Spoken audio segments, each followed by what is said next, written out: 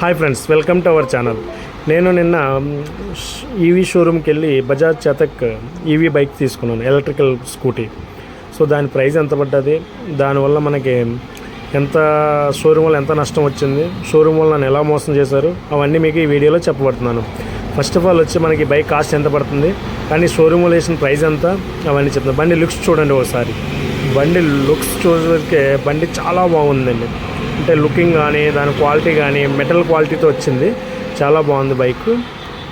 ఇది మనకి charge 5 hours 30 minutes అండి. ఇది దీని ఛార్జబుల్ టైము.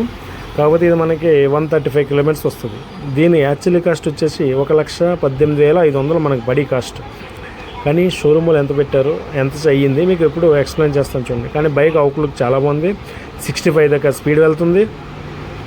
133 కిలోమీటర్స్ దాకా దీని లాంగ్ టూరబిలిటీ టైం కూడా వస్తుందండి. మనం ఒక రోజుకి 100 కిలోమీటర్స్ తిరిగితే సరిపోతుందండి ఈ బైక్లోని. ఇది నార్మల్ డిస్ప్లే, అంటే దీంట్లో 3 టైప్స్ వెరైటీ ఉన్నాయి. ఇప్పుడు మనకి షోరూమ్ వాళ్ళు చెప్పిన కాస్ట్ 1,25,000 ఈ షోరూమ్ వాళ్ళు చెప్పిన కాస్ట్.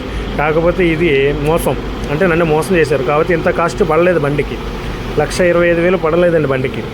నేను ఫస్ట్ 1,25,000 కట్టేసిన తర్వాత బిల్స్ ఇన్వాయిస్ అడిగాను.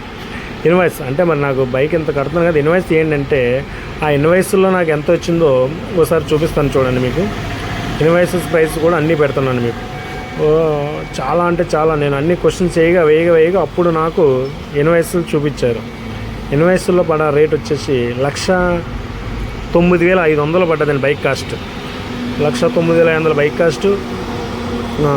ఇన్వాయిస్ బిల్ ఇది 1,09,500 బైక్ కాస్ట్. 6,700 రూపాయలు insurance, registration charge 935, TR charge 250, తర్వాత వాళ్ళ మెయింటెనెన్స్ ఛార్జ్ 1,062 రూపాయలు. అన్నీ కలిపిగా 1,18,440 రూపాయలు చిల్లర అయ్యిందండి.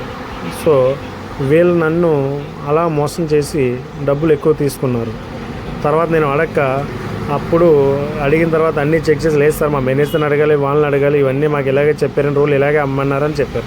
అప్పుడు అడిగిన తర్వాత ప్రీమియం ఫుడ్ రెస్ట్ 2,000, ఇది ఎక్స్ట్రా అంటారు మాట.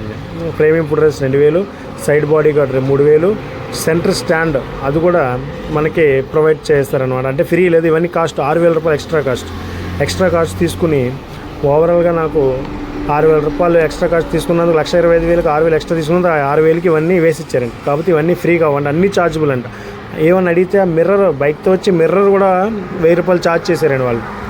సో అడిగితే నేను రూల్స్ అన్నీ అడిగా నాకు ఇన్వాయిస్ అన్నీ కావాలనగా అప్పుడు వాళ్ళు అమ్మ ఇన్వాయిస్ అన్నీ అంటే అన్నింటికి ఇన్వాయిస్ రావండి. ఇన్సూరెన్స్కి ఇన్వాయిస్ వచ్చింది. ఇన్సూరెన్స్ ఎంత పడ్డది నాకు 6,670 రూపాయలు పడుతుంది. కానీ వాళ్ళు ఎంత వేసారు, 7,800 వేశారు నాకు. సో ఇవన్నీ ఇన్సూరెన్స్ తీసుకోగా నాకు వాళ్ళకి 7,000 డిఫరెన్స్ దాకా వచ్చింది.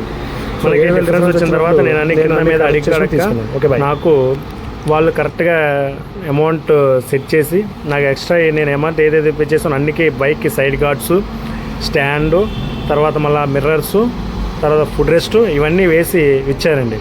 సో మనకి ఇవన్నీ అడిగి ఇన్వాయిస్ కంపల్సరీ తీసుకోవాలండి. ఏమన్నా బైక్ కొన్నప్పుడు ఇన్వాయిస్ మనకు బైక్ కాస్ట్ ఎంత పడుతుంది, ఇన్సూరెన్స్ కాస్ట్ ఎంత పడుతుంది అన్నీ అడిగి తీసుకుని దాన్ని లెక్క తీసుకొని తీసుకోవడం వల్ల మనకి ప్రాఫిట్ ఉండదు, లాస్ అయిపోతామండి. థ్యాంక్ యూ అండి, బాయ్ అండి.